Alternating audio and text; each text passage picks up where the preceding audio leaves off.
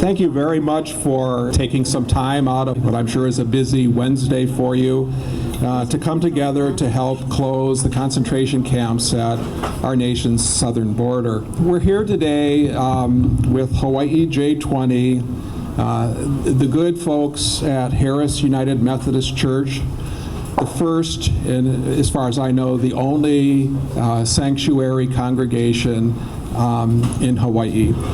Very good people. Thank you very much for having us here. And with the folks from Indivisible Hawaii. Okay, we have to stay together if we're going to get through this rocky period of our history. My name is Tom Dye, Irishman. My ancestors came here in the 1840s, late 1840s, during the potato famine. I'll tell you a little bit about that at the end. But we have a program tonight that includes several presentations, and which I'll introduce as they happen. You have a program here so you can see who's on that and have some idea of what's going on.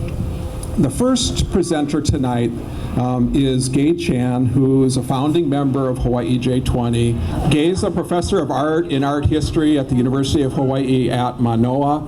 That's about all you need to know about her. You're going to find out what she has to say. Thanks, Tom.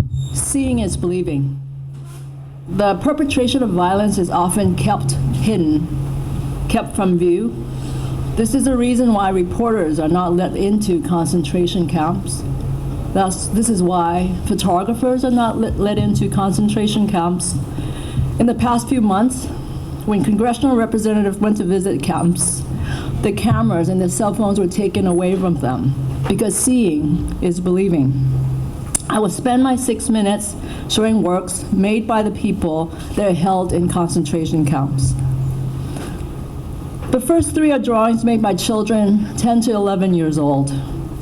They were separated from their parents by U.S. Customs and Border Protection, or CBP to be short, and held in concentration camps in Texas. After they were released, they were asked to make drawings of their time in custody. The drawings show people behind bars, in cages, with exposed toilets. People are seen lined up on the ground beneath rectangles that we're now so familiar with, under the guards' watchful eyes. In the earlier days of child separation, a few camps made attempts to provide the children with some sort of activities. And they even had arts and crafts courses. When one of the camps in Texas, in Tornillo, closed, some artworks were found in the building. It was closed in January of this year. This tent city in Mexico-U.S. border housed about 6,000 teenagers, largely from Guatemala, El Salvador, and Honduras. The children made work about their lives, the food, I guess, that they weren't getting anymore, the games that they used to play. This is quite a very complex image. In the center, you'll see a bird. It's called the quetzal. In Guatemala, it is said that this bird cannot be caged because it would die from sadness. I'm particularly interested in this one.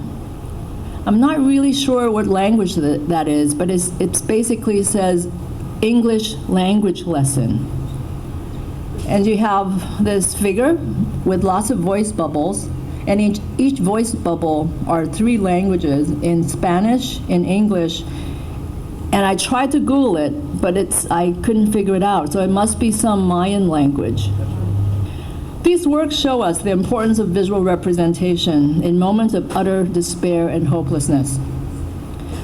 They both offer momentary escape, and perhaps as a way to make known the incarcerated people's experiences. Here's a drawing by Alfred Cantor. It was made in a Nazi death camp in 1945. It shows buildings in front of the forest, Schwarzheiden, that was grown in order to hide the camp from public view. Some of you might notice that there are these vertical lines that run across the drawing. The reason is that the people that drew, they would cut them up in strips so that they could hide them, tuck them into the I don't know, I guess maybe the posts of the beds, so that they could avoid being confiscated. Later, some of these strips could be reassembled so that the drawing can be seen whole. During World War II, some interned Japanese Americans also organized arts and craft classes to help fill those endless empty hours. They used whatever materials were found at the camps. These beautiful birds were made from crate wood. These panels are also from whatever wood they found around the camp. Some of these incarcerated people were artists before they arrived at the camps. So I want to feature two particular artists. The first one is Mine Okubo, pen and ink drawings. This one seems to suggest the cold temperature and the crowded spaces, the insect infestation. I want to kind of draw your attention to the modern painting pinned up on the wall behind her. I believe this is a self-portrait.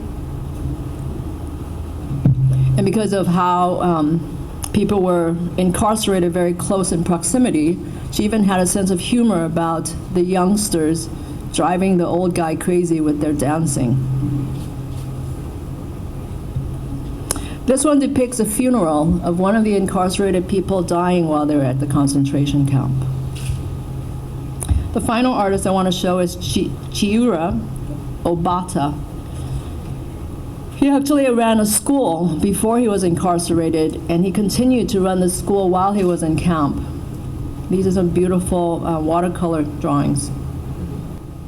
I'm sure that all of you have heard about the dust storms in Utah. And then finally, a magnificent sunset, even in this moment of despair. This event actually started with another J20 member, Wayne Levin, who's a very well-known photographer. He thought that by showing works by the incarcerated, it would show their humanity. I have not used that word because I think that I hear too often, like people are caged like dogs, as if dogs should be caged. So I think it's really about how no one should be caged like this. So I will leave it to Senator Hirona. Thanks, Gary, very much. That was moving. It's now my great pleasure to introduce somebody who doesn't really need an introduction, Senator Mazie Hirono.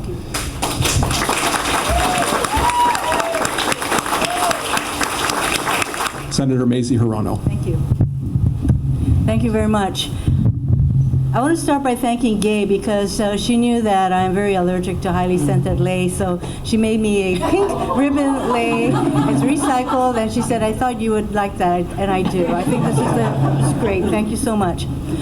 I often start conversations these days by saying that these are not normal times.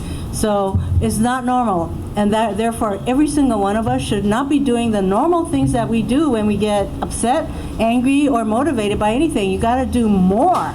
You know, this president's virulent anti-immigrant, anti-immigration stance started from the very moment, as you all know, when he announced his candidacy saying that Mexicans are rapists. And from there, it runs the gamut. You know, the zero tolerance policy and all the heartache and damage that we did through that policy, which, by the way, is still being played out because some of these children still have not been reunited with their parents, to the ending of DACA, exposing 800,000 participants in DACA who signed up wanting to make a better life for themselves in this country, exposing 800,000 participants to deportation, to the ending of even something as, I would say, in the scheme of things, small, but not to the families who are affected. They want to end the parole program that Barack Obama did to enable Filipino World War II veterans to reunite with their children. Many of these children have been waiting for over 20 years. And I worked closely with the Obama administration to implement that when I couldn't get this issue passed as an individual bill. There are only a few thousand of these Filipino World War II veterans left. What is to be gained by eliminating this program? And you know what? It's all about cruelty. So today, every day, I put out a statement today that I think the Trump people sit around every single day trying to figure out what other painful, cruel thing they can do to migrants.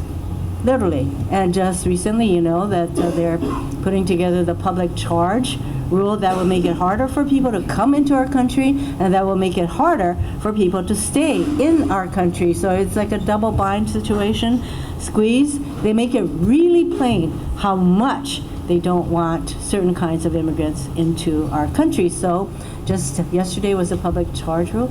Today, what was today? He did something else today. Oh yes, how can we forget? Yeah. So now, yes, he wants a rule. The only way they can get around the Flores settlement of the requirement that children cannot be detained more than 20 days in their quest to detain families in detention facilities, they are putting forth a rule. So I do have a bill that I'll be introducing in the Senate that will stop them from using any money to implement this particular, well, no, the public charge. We've introduced so many bills, you know, but none of them will ever see the light of day because Mitch McConnell will not bring these bills to the floor of the Senate. And he revels in calling himself the Grim Reaper. So yes, I have been to the border. I've been working on comprehensive immigration reform since I got elected to the Senate 2013. Very much involved in that huge bill where I articulated that family unity should continue to be a guiding principle for any immigration reform. I have to say I was a pretty lone voice on that Judiciary Committee in the Senate at that time. But I think there's so much more recognition and realization how important family unity is, especially, of course, for the Democrats. And then in 2014, I went to Texas, to the McKinley facility. 2015, I went to other facilities, and most recently, Tim Kaine and I went to El Paso to visit those facilities there, the Border Patrol stations there.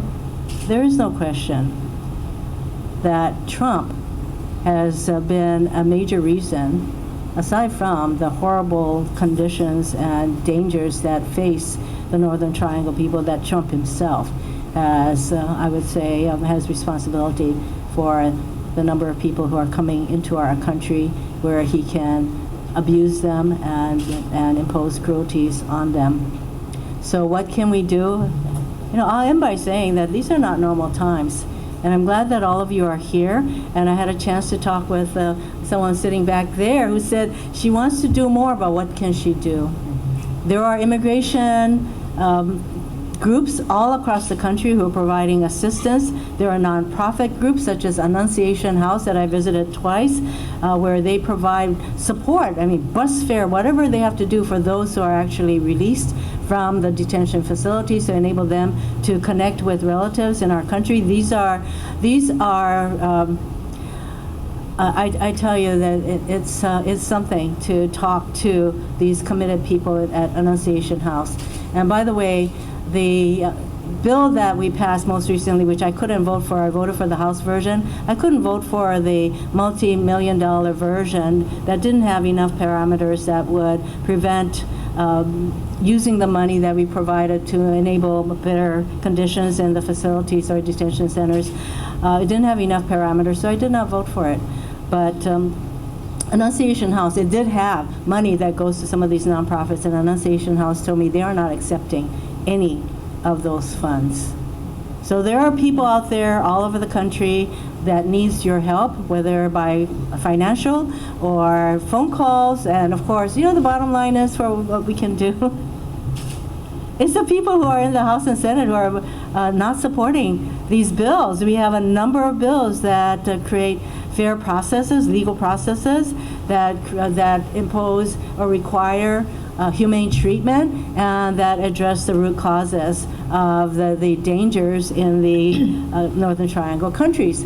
So these bills will never come to the fore unless we have people who are going to vote for these bills. And that is a pretty simple thing to recognize, that elections matter. And I have said publicly many times that the Senate would be a better place without Mitch McConnell. So you can bet I'm not exactly on his favorite people's list, but I want to make it plain to connect the dots that Mitch McConnell could have ended the government shutdown that was totally unnecessary. He could have done that by bringing that bill to the floor, the House passed bill. He could bring any number of these bills to the floor. He could bring the gun legislation, the gun safety bill that was passed by the House up to the floor, but he won't do any of those things, and his admission, he likes to be called the Grim Reaper. Well, the Senate, even if it doesn't turn Democrat, although we're going to do all our very best, even if it's not Democratic, without Mitch McConnell, who is probably the most ruthless person I've ever watched, and what he does and how he does it, it would be a far better place. So there are a lot of great candidates. We need to take back the White House and take back the Senate and keep the House. So there's lots you can do. Not normal times. Do whatever you have to do not normal things. Raise your voices. Thank you. Senator Hirono has agreed to stay and answer a few questions. What we'd like to do is, if you have a question, would like to say something to the senator, please come up and use the microphone so everyone else can hear. Aloha, my name is Nancy, and I am Mexican, and I'm not a rapist or a drug smuggler. One of the things I'm doing to get Mitch McConnell out is I'm giving money every month to Amy McGraw's campaign, and I think that's really important for people to realize that, you know, giving money in a different state can really help us, especially if we can get Mitch McConnell out. It's so important. He is the worst. He is the one that's stopping everything. And to me, he's worse than the president, even, because the president's just a buffoon. So the other thing I want to mention is that with this new Flores settlement, I'm wondering, is it just going to become another, almost like in prison industrial complex where private money is, money from the security, Homeland Security budget is going to go into these privatized quasi-prisons for these people, because the Flores settlement will bring families in and keep the families together, because that's how they're going to pitch it. We're not going to separate children from their families, but they're going to keep the families in there indefinitely. Yes. So that's what's really, really scary. I'd like to know your opinion on, you know, what's the motive behind it? Is it a money-making thing? Is there a deal that Trump has with another, you know, a company that's going to build these in prison camps and these encampments? I mean, how does that work? Thank you. The impetus by this administration is to be as cruel as possible. In fact, I've come to the conclusion that cruelty is the point. As far as the new Flores rule, there are entities such as, we have Josh Wish from ACLU. There will be an immediate legal challenge because there is a judge in California, Judge G, who has jurisdiction over the Flores agreement cases. So it's going to go before her, and the Trump people are going to have to figure out how to get this out of her hands. That's going to be a battle in itself. So there will be a legal challenge. The thing about this Trump administration is just about every action that is taken by this administration, every executive order, starting with the Muslim ban, by the way, which I'm proud that the state of Hawaii was one of the first to challenge, results in a lawsuit. And so can you imagine the resources, the number of lawyers, the money that ACLU, NAACP, and all these other organizations have to expend? And it's to the point where I actually heard Vice President Pence say they wanted to figure out a way to get to the Supreme Court the issue of whether or not the lower courts, the district courts, can issue nationwide injunctions, because don't you know there's so many injunctions that have been imposed against our administration? It is so unfair. Oh, boo-hoo, bullshit. That's all I can say. So, you know what? it is amazing, but we got to fight back. And thank goodness, even as they are packing the courts, left, right, and center, including starting with, of course, the Supreme Court, they want to have all of our courts peopled with those who are on their ideological page. And the people who Trump nominates for the courts, for lifetime appointments, who will be making decisions that will impact all of our lives, are people who have made very plain their ideological perspectives as far as LGBTQ rights, voting rights, women's choice, you name it. And so Trump has already gotten over 100 judges on the courts. And I just want to mention that is going to be one of his major lasting legacies. These people with lifetime appointments, and they tend to be share certain traits. They're usually young, so they can be on the courts for decades. They're usually white, and they're usually male. And it would turn your stomach, literally, the kind of perspectives and things that they have written on their path to their nomination. So we have to pay attention to what's going on there. And then, of course, that, again, is the people in the Senate who confirm all these nominees. So we need to take back the Senate. Thank you for working on Amy McGrath. There were plenty of other good candidates, too. Thank you. One more?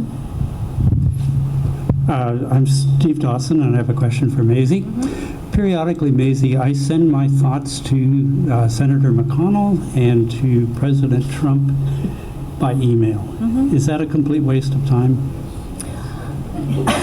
What do you think? No, I wouldn't say it's a waste of time, but you know what? I mean, sometimes we just have to do those things that keep our motivations and our engagement, and if it makes you feel, as long as that's not all you're doing, because it makes us feel better. You know what? One of the things they want to do is suppress our anger and make us so frustrated that we just won't bother to vote. By the way, voter suppression tactics are going on nationwide.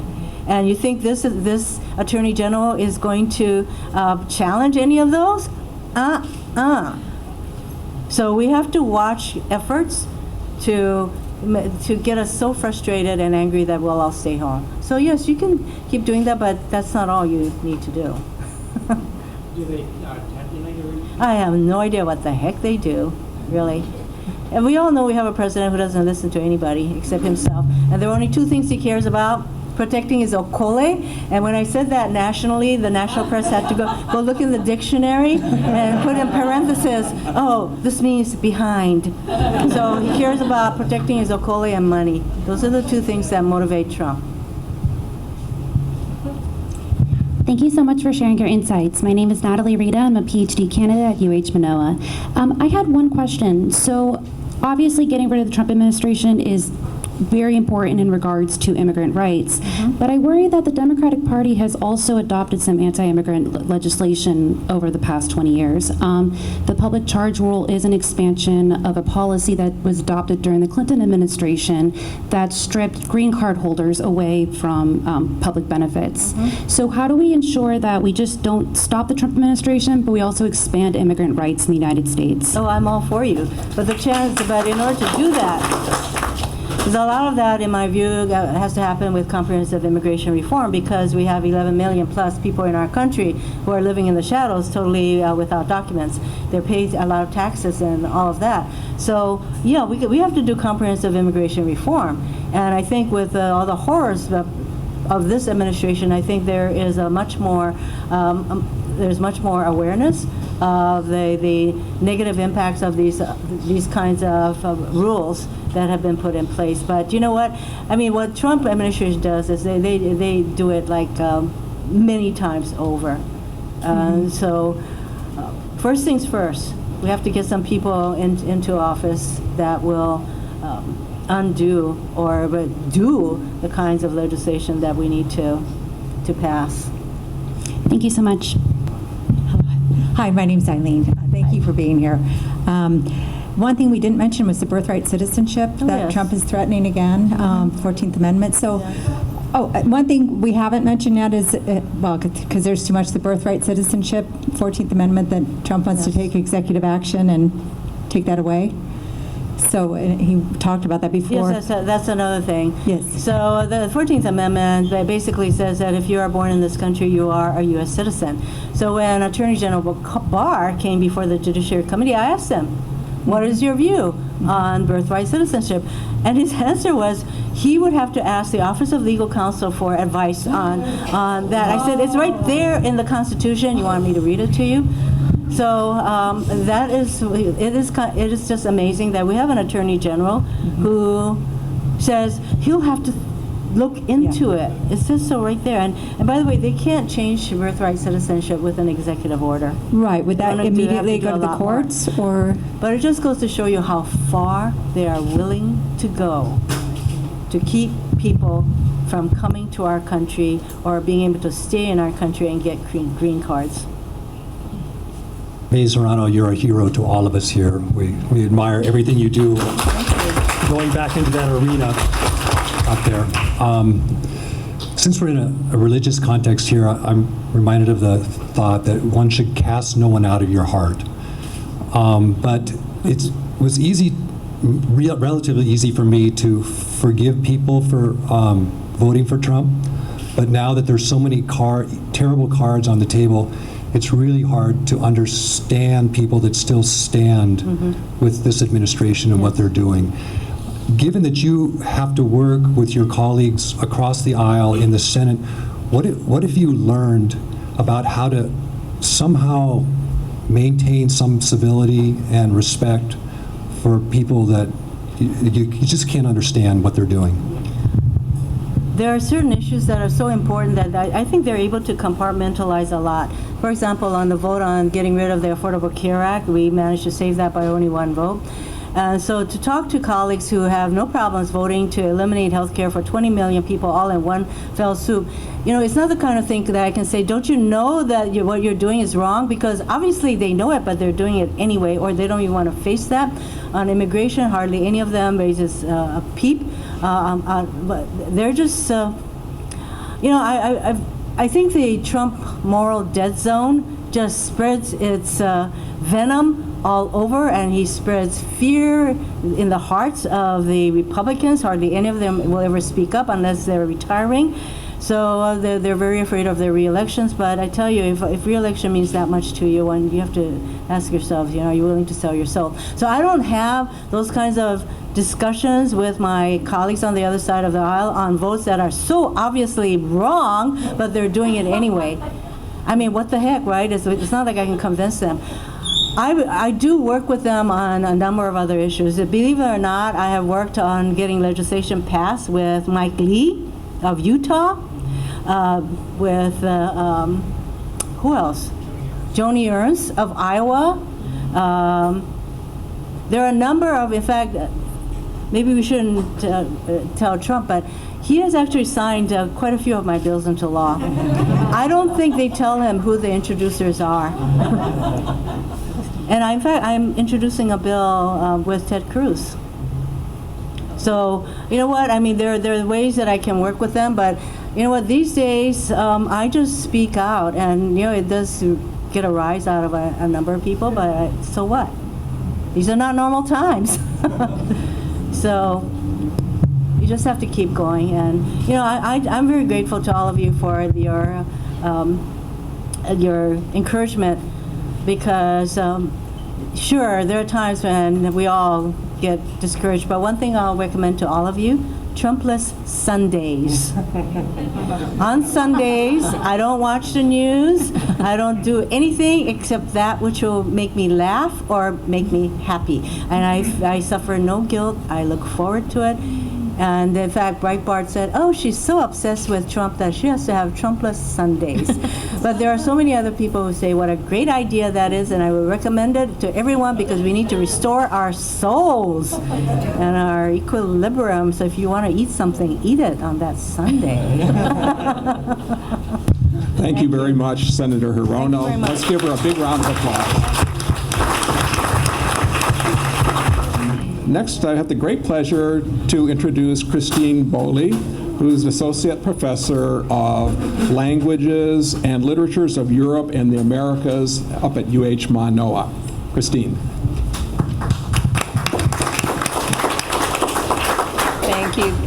That's not a tough act to follow, no? No.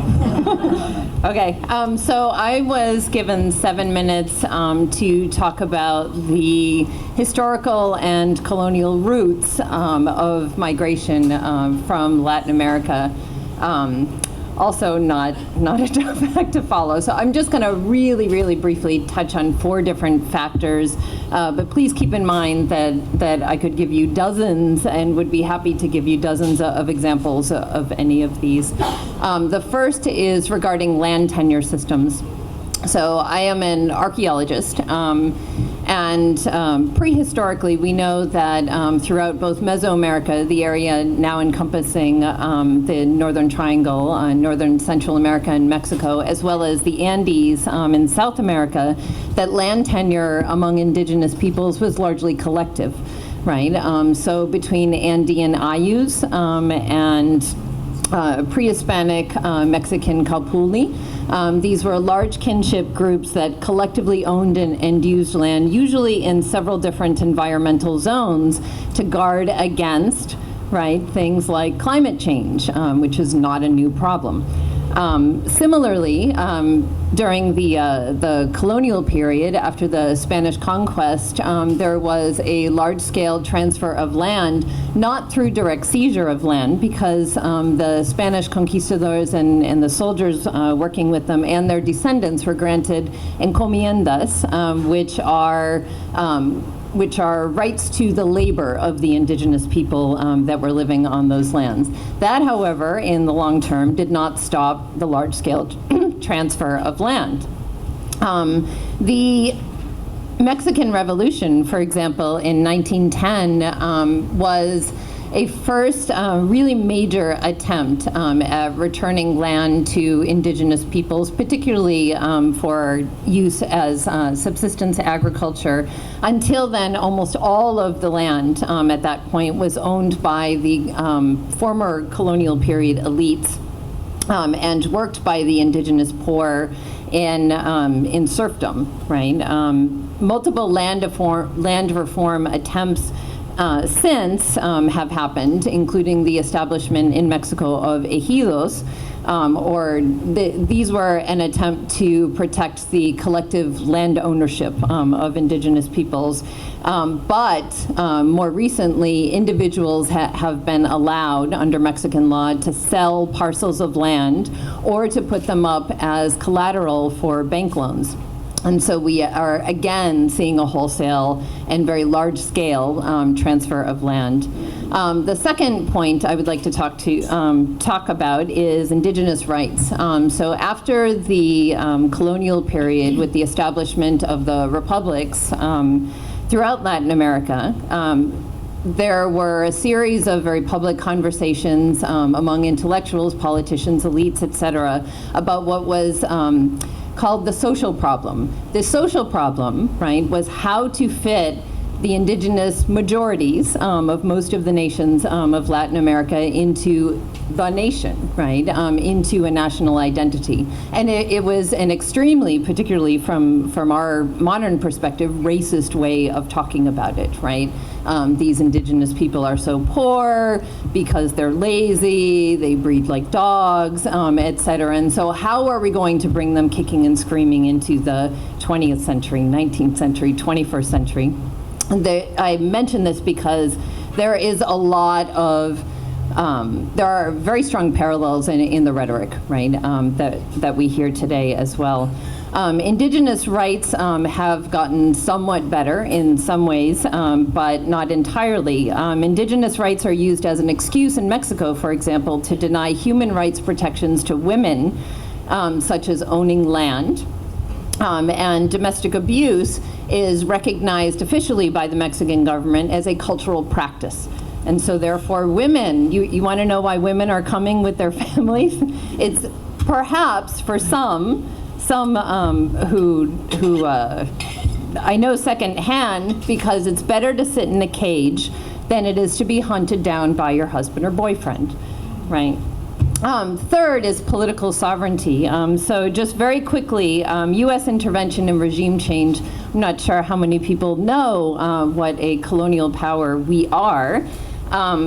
But that U.S. intervention has a very long history, especially under the Monroe Doctrine and the Truman Doctrine during the Cold War, which was put together in order to, quote, prevent the spread of communism in our backyard. Between 1898 and 1994, the U.S. enacted more than 40 successful military interventions aimed at regime change in Latin America.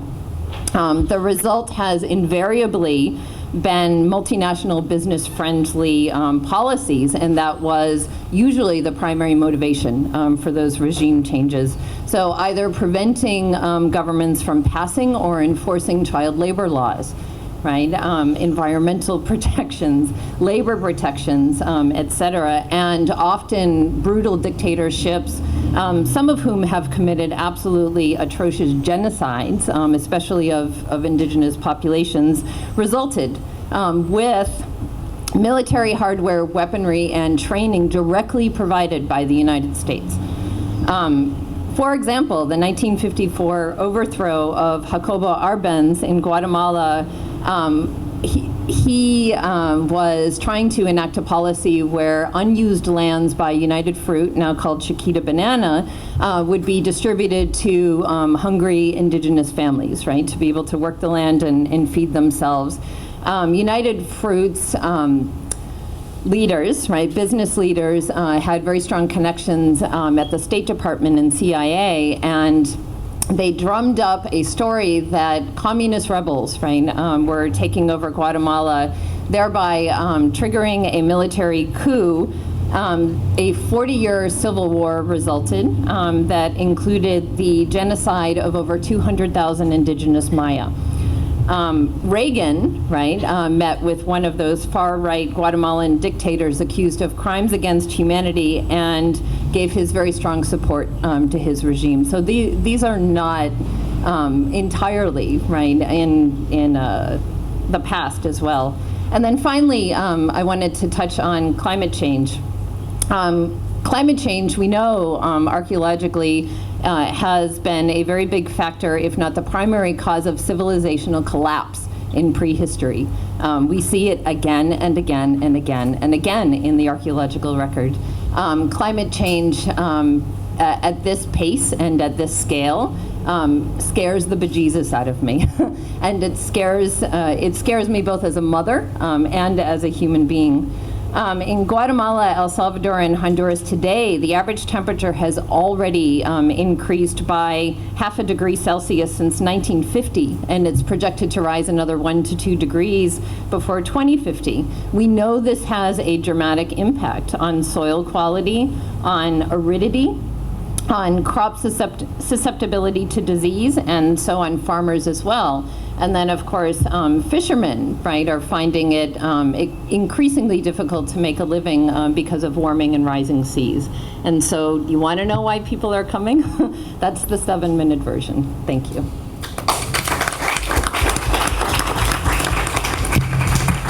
Thanks, Christine. That was educational.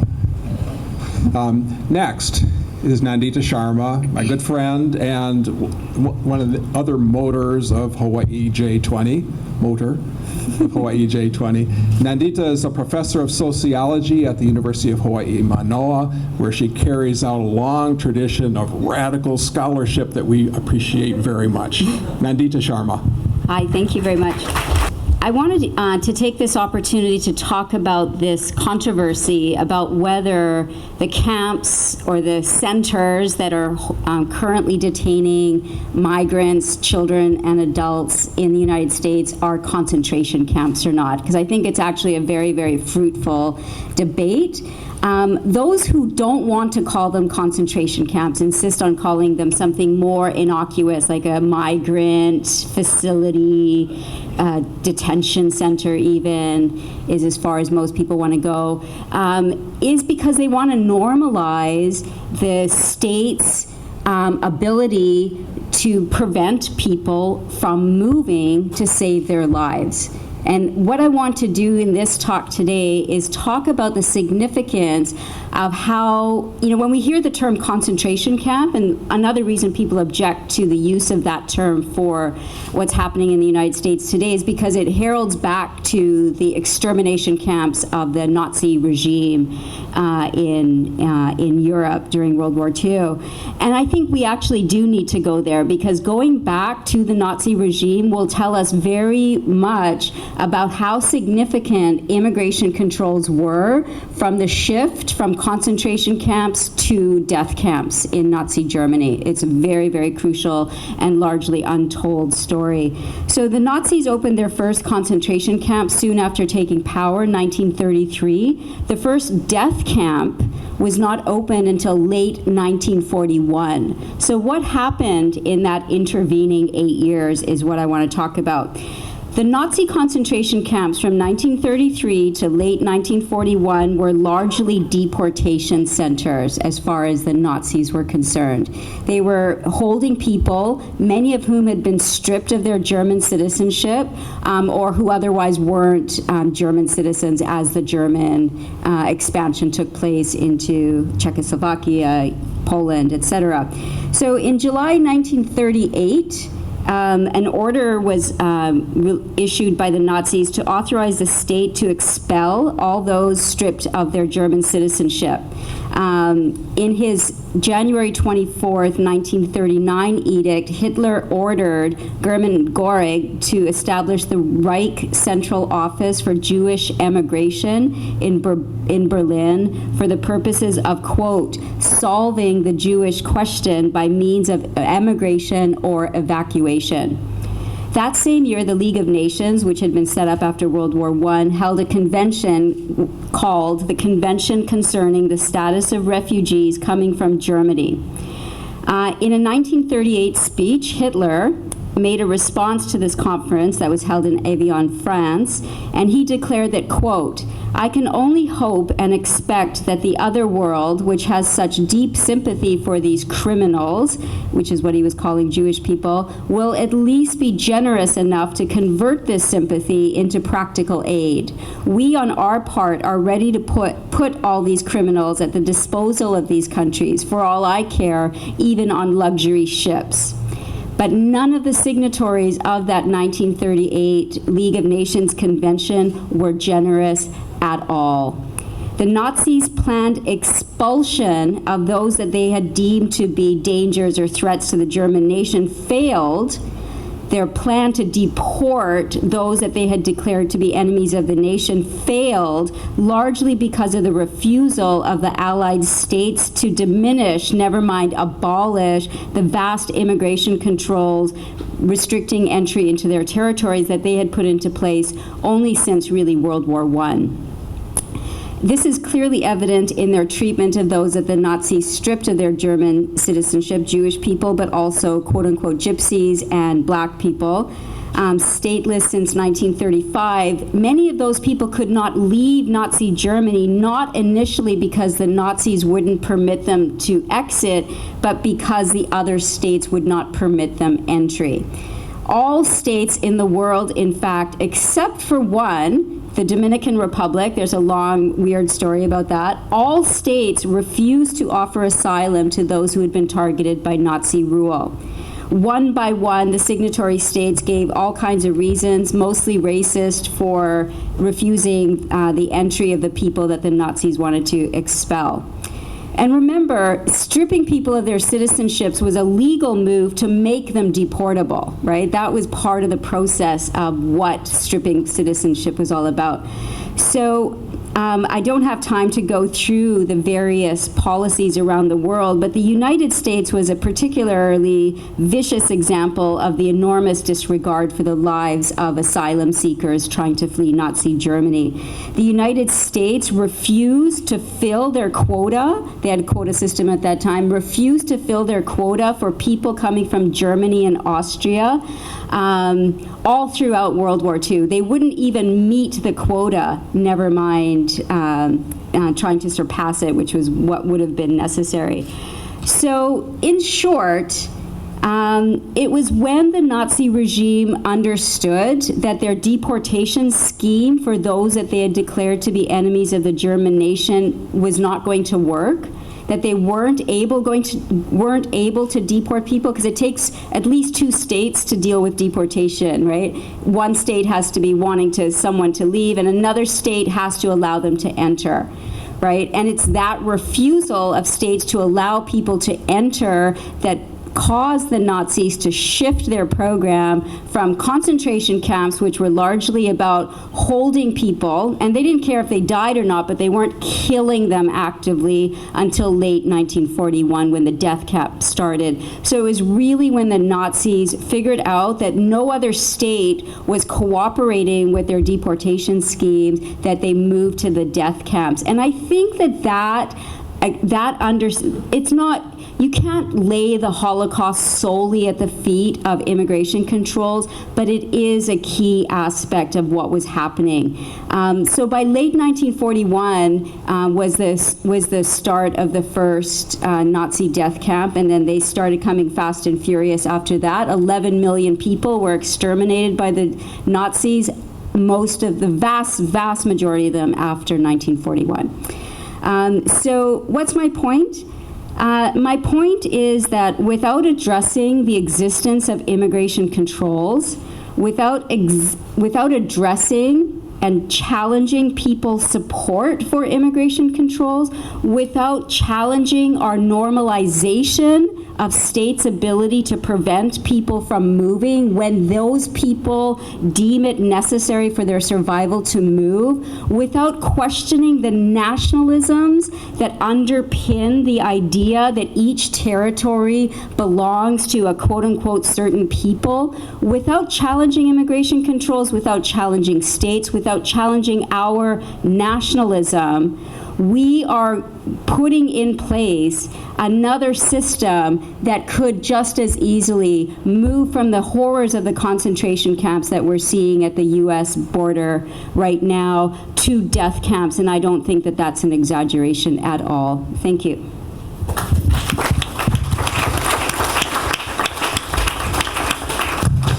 Thank you, Nandita.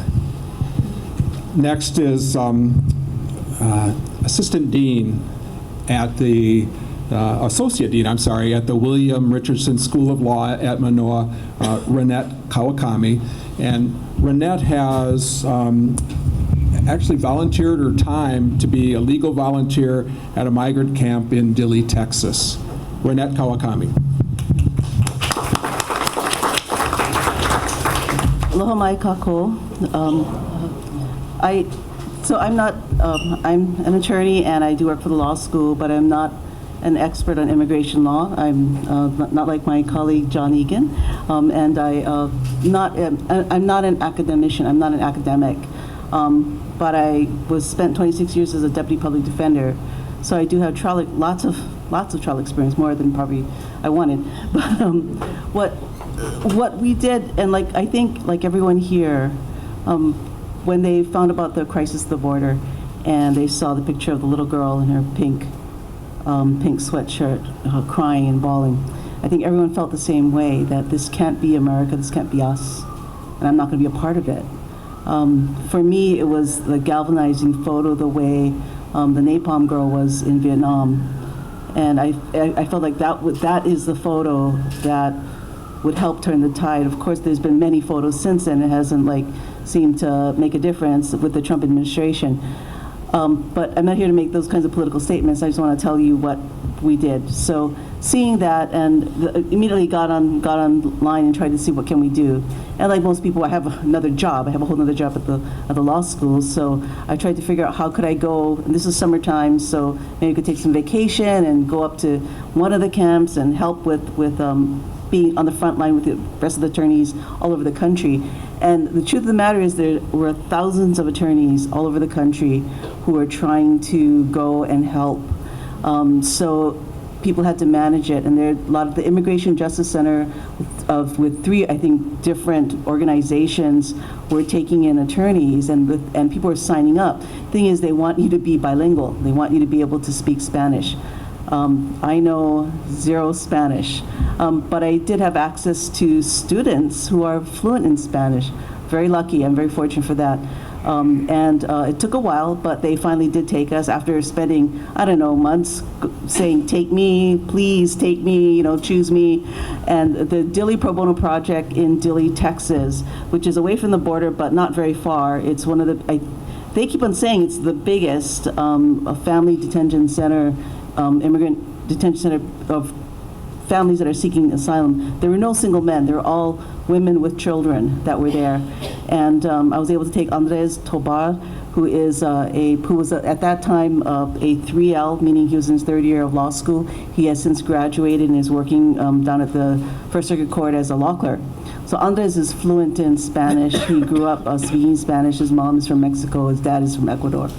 And he came with me to the middle of nowhere in Texas. And it is nowhere, Texas. Dilley is, and I'm not trying to be critical of the place. It's just, that's what it is. It's so tiny that the Burger King is in the service station. There's no standalone Burger King. It's in the service station. So it was a really small town. We flew into San Antonio on a Sunday and drove down to Dilley. By Sunday night, we're already meeting with the 20 other attorneys. And the way Dilley Pro Bono Project has it set up is that you fly in on the weekend. You meet with the people who are organizing it. You're told what you're going to be doing, and then you do it like 7 o'clock in the morning to 7 o'clock at night, if not later. Every night until Friday when you're done and the next team comes in. And it's a perfect sort of situation because you've got attorneys all over the country, but they have their other jobs too. So this way you could come in, make a difference, fly out, the next group comes in, and then we were lucky to work with people from New York, from California, from Wisconsin, from New Mexico, and it was just an amazing experience. There are various levels of people who could speak Spanish. I have three more minutes already. Okay, so really quick. I thought I had nothing to say. That's kind of interesting, but it was a wonderful experience. The people that we helped, we talked to, what we were doing was basically meeting with them and running through with them what they were going to be saying in their asylum hearing with the asylum officer. They all spoke Spanish. We had one woman who was from Guatemala, and she spoke Kanjabal, which is her, and I see people nodding their heads like, I've never heard of that, frankly. But so she was not a very good Spanish speaker, but her son was. So, and she was one of she and her son, who was 17, was one of the families that were initially separated. She was one of the first families that came in. They were separated. She fortunately enough to get together back with her son. You know, they're right. Gay was right. You're not allowed to take photos. You're not allowed to touch them. You're not allowed to give them anything. And we're talking to little children. I mean, they're like 3, 4, 5 years old. And one that I really remember very sadly was that he was there, and we gave him, I gave him my colored pens to write with and draw with, and some extra, a notebook. And I was thinking, oh, this is going to be sad when we have to leave, going to have to take everything back from him. Except that when we were done, he put everything, he very neatly closed the book and put all the pens on the top and just slid it over to us because he knew that he wasn't going to be able to keep it. We were not able to hug anybody, and you know, we're from Hawaii, right? We're a huggy culture. And after poor Andres had to do all this for me, and I told them that at the end of every interview, I told them, please tell them that we can't hug you, we're not allowed to, but know that we're hugging with our hearts. And that is nothing more true. You're not even allowed, by the way, to take photos outside of the facility. And I have one more minute, and I think I can finish this in that time. You're not even allowed to take photos outside the facility. Someone on the team did, and the guards saw, and it put the entire program in danger of being shut down. And they sent the emails to us and saying, please, you know, for one thing, delete it, fess up, you're going to, and that those people, wasn't us, we're very highly socialized, we followed the rules, but the other people didn't, and they had to basically fess up, and they were actually banned from ever coming back. So it's no joke, they really do that. I guess the last thing I wanted to say was that when we got back, we kept in touch, And the Friday after we returned, they sent us a photo. And I had it, I was trying to find it, and I know it's probably in my laptop in my car, a photo of maybe 20 or 30 of the people that were there, including that one woman with her 17-year-old son, and I'm sure you'll know, we're not supposed to reveal her name, but her name was Eulalia. I have to say the name because it was such a beautiful name. And they were on their way to California to be with her brother, and would be later, working on her asylum. And that's all I have to say. Sorry, and I'm out of time. Thank you.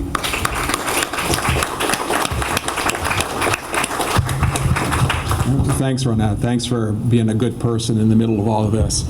Next is Josh Wish from the Hawaii chapter of the ACLU. Josh Wish. Thanks for coming out tonight. I appreciate it. I think we all appreciate it, and thanks to J20 for organizing this. So in my 7 minutes, I wanted to provide a little bit of context and framing.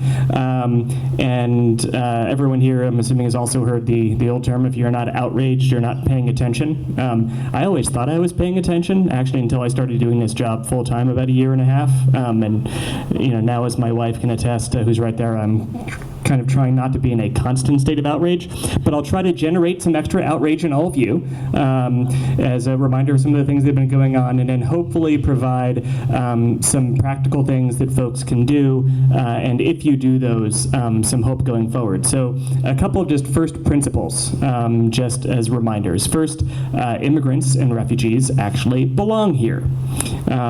Second, open borders is what people keep calling open borders, are what really built America.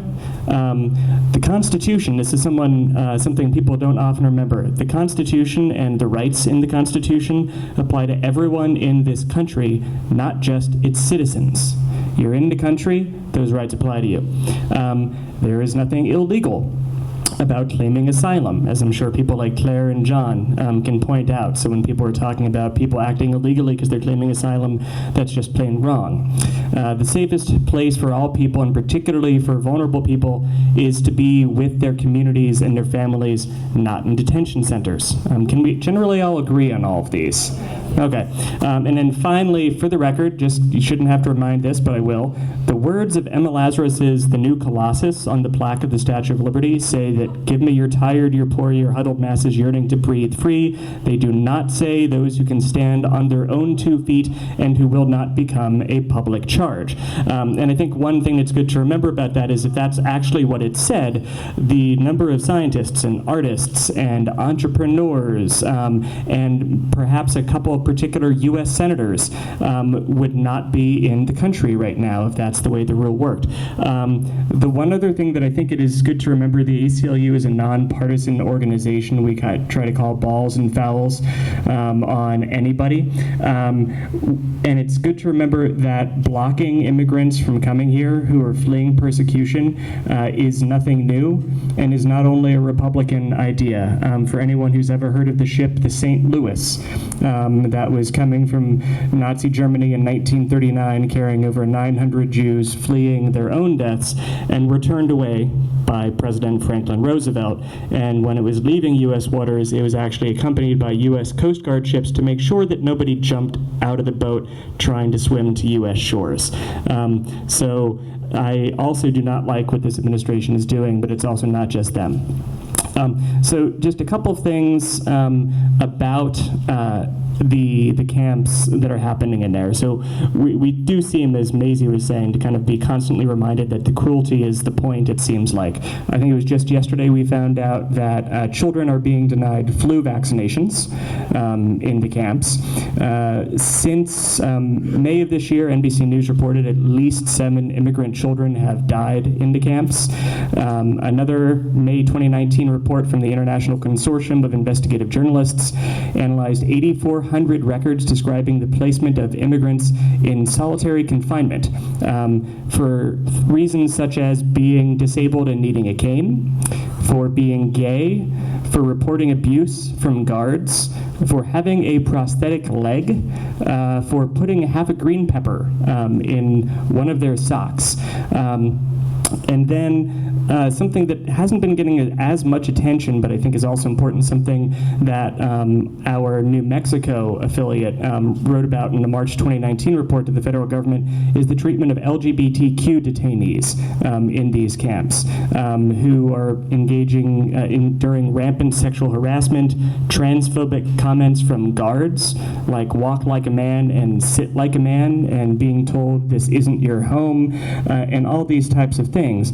And those are things that are happening right now in those camps, and I think it's also important to remember that while we might not have these camps here in Hawaii we're also not immune from these types of things. One of the things that leads to the camps are all of the detainers by ICE. So the ACLU of Hawaii had written in March 2017 to state officials asking them not to honor these ICE detainers, which are nothing issued by a court. It's just ICE saying, please hold these people longer than you can under the law. And we've also heard of, and this is anecdotal, but certain things happening in some cases with local law enforcement where people have been basically detained because of their ethnicity. In some cases, allegedly told by state and local law enforcement officials that because of people like you, this is why I supported Trump. So these kind of things are actually, from what we're being told, happening here in Hawaii. So I promised I would shift back to the hopeful part. Once again, the catch is depending upon what everybody here does, right? So the hopeful part is that the resistance that people have been putting up against these things is working. The Muslim ban, I worked for the Department of the Attorney General when that was put into place. And what the state of Hawaii did and other states did couldn't have happened without the support of people from across the country in Hawaii. And even though there was finally one that was signed off on, it was weaker and more watered down than the original. Public outrage over family separations, pushing back on closing some of the detention centers, the failure to add the immigration, the citizenship question to the census. So far, I haven't seen a wall being built, no matter how much President Trump has said that it's happening. Now, these kinds of things, these kinds of resistance wouldn't happen unless people were engaged. We're coming out to things like this. We're learning more. So a few things. Obviously, everybody here, I don't need to tell you too much to learn more, but go and find resources to tell you what's going on. The ACLU, for instance, has just facts about family separation, what's truth and what's fiction. Show up as you're doing right now. Speak out. Go to the ACLU's website, connect with people like Claire and John and the Immigration Clinic and see where they need help. Give your support. The ACLU of Texas has compiled a list of organizations that need help on the border. The ACLU nationally has compiled a similar list, and volunteer your time with some of those groups, whether it's the ACLU, Stand With Immigrants, the Immigration Justice Campaign, the Refugees and Immigrant Center for Education and Legal Services. So what I basically have to say is, one, there's a darned good reason for being outraged, so please go ahead and dial it up. Once you're feeling good and outraged, make sure that you're channeling it into something productive. And then 3, reach out and help people. And last thing, and I know my time is up, last thing, just if you see someone who is getting harassed on the street, or you see someone, and we're seeing this more and more across the country now, you see someone who's being picked on because of their ethnicity or their gender identity or anything else, go and step in. It takes guts and it's uncomfortable, but go and just step in and start talking with them and ignore the person who is persecuting them and just ask how they can get some help. That kind of humanity can go a long way. Thanks a lot.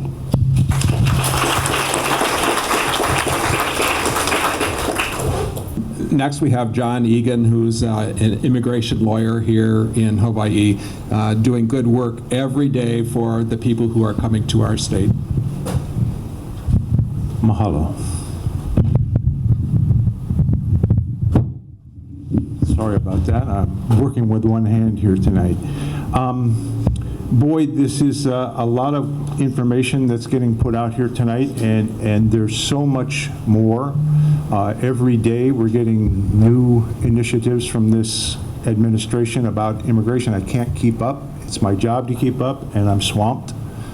But there are 2 things I want to tell you about tonight. The first one kind of comes from my own background. Before I trained as a lawyer, I was a humanitarian worker. I worked for the United Nations High Commissioner for Refugees in South Central Africa. I have seen mass migrations before, and I kind of know how to deal with them. And that's the point, that there actually is a way to deal with mass migration. What's interesting is the level of dishonesty that this administration is addressing this issue with. That they're calling this a humanitarian crisis and an emergency, but they're not treating it like a humanitarian emergency or a crisis. They're treating it like it was a battle. Instead of sending humanitarians to the border, they're sending military people to the border. Well, you know, when you have a humanitarian emergency, who you gonna call? Well, humanitarians, for heaven's sakes, not the cavalry. And that's not what they're doing. And I just want to take one example to show you how off they are. They're losing children in the registration process. They're losing them. How do you lose children? Well, you can't lose children by accident because the tools are already there. Anybody who wants to can right now Google up the UNHCR website and go to their emergency registration pages, and you will find an order form for all of the materials and supplies you need to carry out an effective emergency registration. It includes those little plastic wristbands that are color-coded and bar-coded. And the computer system that registers each one of those comes as a laptop preloaded with the software program made by Microsoft back in 2007. This is not new stuff, 2007. So you get the laptop, you get the wristbands, you register the people in, you sign them up, and then you plug in the USB that connects to the little peripheral to take their fingerprints. And then you connect the other USB to the camera that takes their photograph. And then there's another USB that does iris scanning. And all of that is in packages in warehouses waiting to be deployed, along with the machine that sits on a tabletop just about the size of a little printer, and it creates those little plastic cards that have all that information embedded. And that's how you register people in emergencies. Why aren't they using any of that equipment down there? What's the matter with them? This stuff is sitting in warehouses waiting to be deployed, and they're not using it because that's not their intention. Cruelty is actually their intention. And the same goes for medical care. We have children, women, and men dying of treatable diseases because they haven't created a medical system to cope with the influx. So, well, how do you do that? Well, for heaven's sakes, ask MSF, Médecins Sans Frontières, Doctors Without Borders. They have warehouses, 3 of them across the world. There's one in Dubai, there's one in Bordeaux, and there's one in Belgium. And they place their warehouses right next to airstrips so they can take the hospitals that are prepackaged in shipping containers and put them on the airplanes and set up a field hospital anywhere in the world in 48 hours, and within 72 have it staffed with physicians, nurses, and people who can do this kind of work. It's all prepackaged, it's ready to go. 72 hours, they're up and running with hospitals. If we're killing children down there, it's because we don't want to give them medical care. Same with water and sanitation. All that stuff is already there. It's prepackaged. Got it, 3 minutes. That's my first point. It's already there. Why aren't they using it? Because that's not really what they're intending to do. It is their intention to make this a disaster. So, second point, exactly right. It isn't just down there at the border. The second thing I want to tell you is it's here in Hawaii. So they brought all these people in. They don't have the facilities to keep them. As we've heard, that what they do is they send those people, after they've processed them, to their nearest relative here in the United States. And then they send along with them a notice to appear in immigration court. Well, we didn't really think about it that much, but we have little pockets in some of the neighbor islands of Hondurans, of El Salvadoreños, of Guatemaltecans, and they're there, and they've been doing our agricultural work for quite a few years now. And what are they doing? They're picking that lovely little salad stuff farm to table that we love in the restaurants. They're picking the macadamia nuts. They're picking the flowers, the tropical flowers in the nurseries. And they're picking our Kona coffee. So those people have been here all the while, and now their relatives are being sent to them, and they're ending up in immigration court. Well, I have to tell you, Hawaii is not prepared. We don't have the resources right now to actually respond to that. So what I would like to tell people here tonight is the crisis is here, it's in Hawaii, and it's time we got organized and dealt with it. We have a group of people, we're organizing a hui here to do this, but you need to chip in. You need to spend some time volunteering. You need to find the people who can take the donations, like ACLU. I see Bettina Mock is here from the Legal Clinic. They've got an organization standing up to start doing good work for immigrants. For example, we also are looking at, well, my own refugee and immigration law clinic, but a really key one for people who are not trained as lawyers is, I saw Nicole Wu here earlier, the Harris Church has a sanctuary team, and they're doing accompaniment for these people. What do they need? They need volunteers who are willing to help these people get to their court hearings, get to their ICE check-ins. These people are coming from the neighbor islands. They need airline tickets. They're poor people. They can't afford to come back and forth 6 or 7 times to court. Let's chip in. Let's make sure that they can do that. The sanctuary team here is doing excellent work, and that's someplace everybody can check in. There's the news. It's not out there. It's right here. And hey, we're all ready to do something, I hope. Okay, last on our panel is Senator Stanley Chang, who most of you probably already know. Thank you for having me today, and thank you to all of you for being in attendance. It's really heartening to see so many people who care about this issue.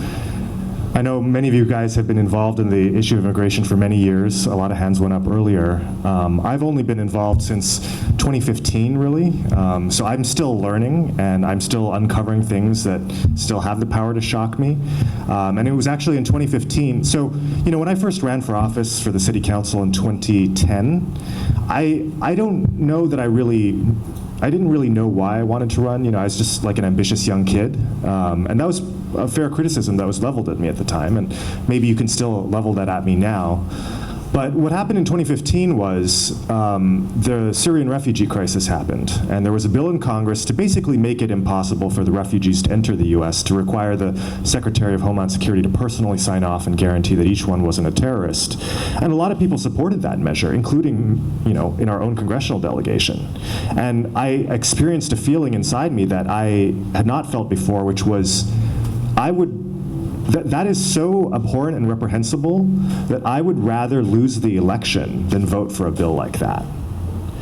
And in the years since, I've discovered that probably most folks in elective office would not necessarily be able to answer the question, what bill would you rather lose the election than vote for? You know, and that's one thing that I try to ask our elected officials from time to time. One of the things that I've learned in this short period that I've been involved is a point that many of the panelists have already made, which is that neither Democrats nor Republicans have clean hands on this issue. And in fact, it wasn't very long ago, probably in the memories of some folks here, when Republicans were the party of immigration. And I just want to play a clip right now that some of you may have already heard. Maybe some of you heard it at the time. This bill, I believe in the idea of amnesty for those who have put down roots and who have lived here, even though sometime back they may have entered illegally. Does anyone know who that was? That was Ronald Reagan. In the 1984 presidential debate, he said, "I believe in the idea of amnesty for those who have come here and put down roots, even though they may have entered illegally." So I was born in 1984, but I don't remember in my political lifetime hearing any politician in either party saying this.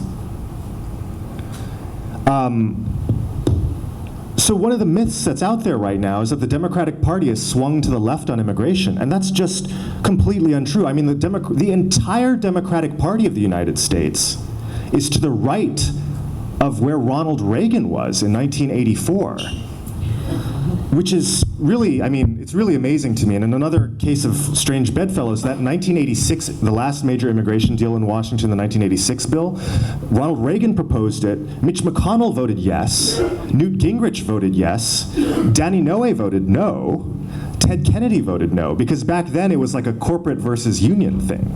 And now it's a left-right thing, which, you know, is very interesting to me. There are not too many issues that have made that 180-degree flip.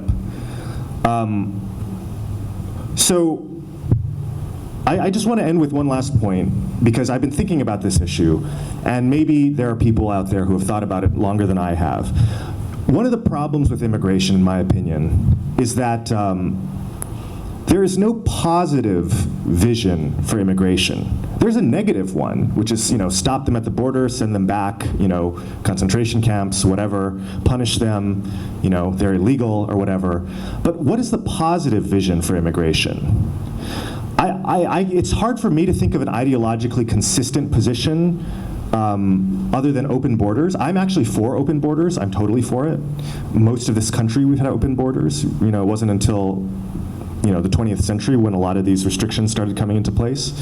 But even on the left, you know, even Bernie Sanders is not for open borders, right? Even today, he's not for open borders. So I don't know what that position is on the left, a positive vision of what immigration should be, other than open borders, because in this day and age, even if you built a wall on the southern border, even if you built a Wakanda force field around the United States, most people without documents in the United States enter legally and overstay their visas or what have you, right? So that problem is always going to exist. Not problem, I think it's a great thing, but that issue will always be there. Right, and so so at some point when they lose their status with a tourist visa or whatever, what happens to them? And I don't think even on the left we have a good answer to that question. And so my question to everyone in this room is, well, what is a positive vision that we can be campaigning for and supporting instead of, you know, simply trying to play defense on the Republican agenda? Thank you.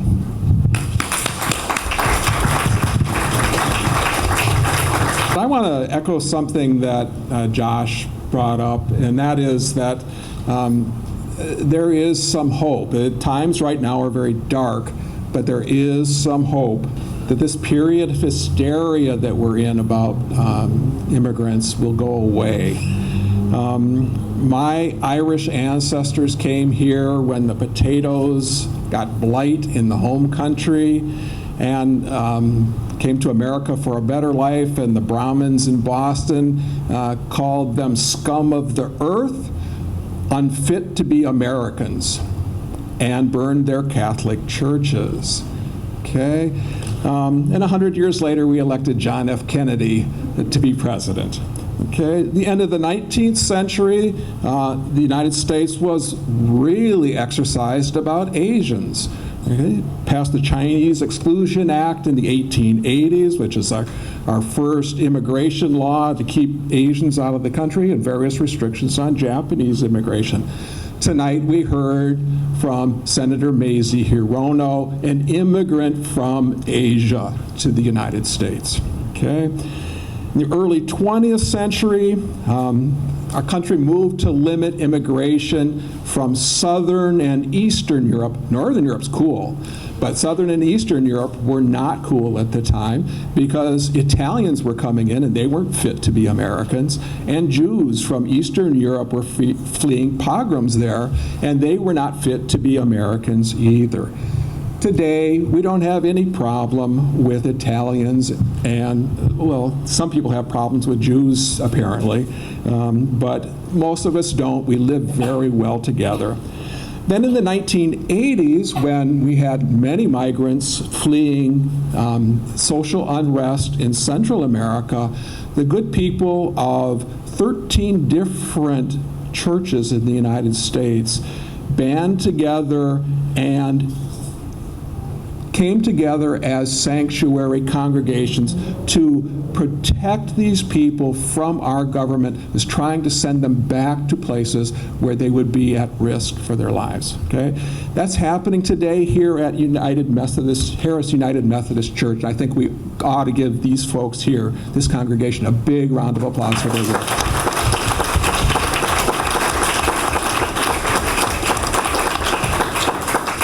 Okay, this hysteria is going to pass, but it's going to pass because good people like you and me stand up and speak truth and reason to power. Now, on the issue of the concentration camps, this is in the laps of our congressional delegation. Okay, if you live here in Honolulu on this side, that's Ed Case. If you're from the Windward side or from one of the what we used to call the Outer Islands, then it's Tulsi Gabbard. Go to the office, the representative's office, and let them know how you feel about these concentration camps. Ed Case has still not come out and made a statement against the concentration camps. Please go to his office and say that you feel very strongly about this and you wish he would get off his okole and say something positive about this. If you're from the Windward side and Tulsi Gabbard is your representative, go to her office and say, please, can Tulsi use a bit of the spotlight she's getting from her run for president to say what's going on at the border and raise people's consciousness about the terrible things that are happening in our names at the border. Another thing you can do, this is a local issue, Hawaii J20 has sponsored and pushed a HOKIPA bill. You might have read about it in the papers. It's basically a sanctuary state bill which is designed to make sure that local law enforcement agents are not giving their time to ICE, so that we're not getting taxed twice, once at the local level and once at the federal level, for immigration enforcement, which is a totally federal responsibility here. That bill has passed the Senate with Stanley Chang's gracious help 2 years in a row now, but both years it has died in the House, where it goes into committee and is not heard by the committee. If any of you are here from Pearl City and your representative is Greg Takayama, please go talk to Greg and let him know that you have very strong feelings about your immigrant neighbors. Okay, we have 40,000 or so undocumented immigrants in the state. Many of them have been here for 10 or 20 years. They're doing agricultural work. They're doing other kinds of work. Many of them have married and have lived in what are called mixed status families. You probably know somebody who is either living with or is a so-called illegal immigrant. Trump is coming after these folks, okay? Trump is coming after these folks, and I, for one, don't want our local police officers to be helping round up neighbors and breaking up families for some cockamamie reason, okay? So if you can, talk to your state representatives. The Senate's fine, don't worry about your senator. Talk to your the House of Representatives, your representative, and ask them to support the HOKIPA bill next session. Thank you very much for coming. Continue to do good work. Aloha.